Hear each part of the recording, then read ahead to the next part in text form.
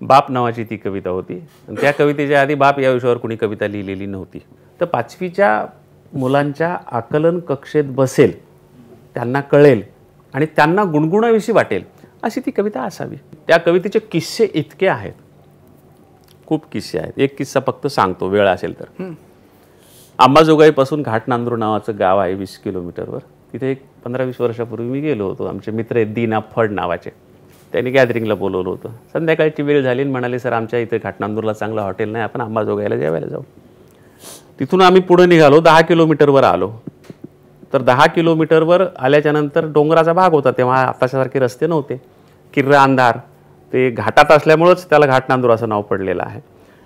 तर त्या अंधारातून आम्हाला आवाज ऐकू येऊ लागला. शेतामध्ये माझी खोपतीला बोराटीची झापं तिथं राबत हो कष्ट. म्हटलं सर तुम्ही मोबाईलमध्ये टिप केली का, कारण नेमकेच मोबाईल तेव्हा आले होते. ते म्हणले सर नाही. म्हटलं आवाज कुठून येतोय. ते म्हणले बाहेरून यायला. म्हटलं किर्रा अंधारामध्ये भर डोंगरातून रात्रीच्या वेळी माझ्या कवितेचा आवाज.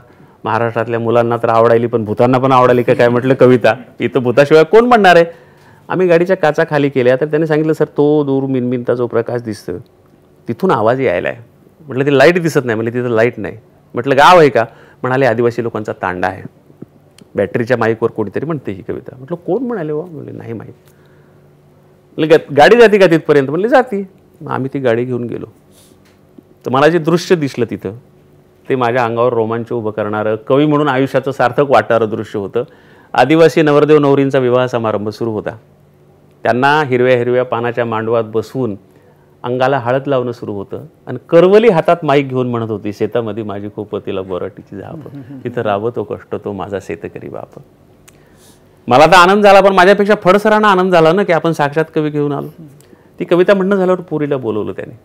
म्हणले बाळा फार चांगली कविता म्हटलीस तू, तुला या कवितेचे कवी माहीत आहेत का. त्यांना म्हटलं. ती म्हणेल हो इंद्रजित भालेराव. मग आपण तिला सांगू हेच आहेत इंद्रजित भालेराव. पण असं घडलं नाही. त्यांनी विचारलं तिला तुला ह्या कवितेचे कवी माहीत आहेत काय. तिनं त्यांना प्रश्न विचारला कवी म्हणजे काय, कवी म्हणजे काय. ते म्हणाले तू 5वीला आहेस ना, तुझ्या पुस्तकात ही कविता अभ्यासाला आहे. ती म्हणाली नाही मी 3रीच्या वर्गात आहे. ते म्हणजे तुला ही कविता कशी काय पाठ. तर ते म्हणे माझी ताई 5वीला असताना शेतामध्ये शेळ्या म्हशी राखताना आम्ही नाचू नाचू ही कविता म्हणायचो. तर तिची ऐकून ऐकून मला पाठ झाली आणि माझा गळा चांगला असल्यामुळं आता मीच ती कविता म्हणत असते.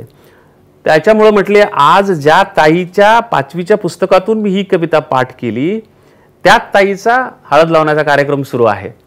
आणि मी तिला विचारलं की ताई काय म्हणू मी. तर तिनं सांगितलं मला की तुम्ही ही कविता म्हणतो म्हणून मी ती कविता म्हणत होते.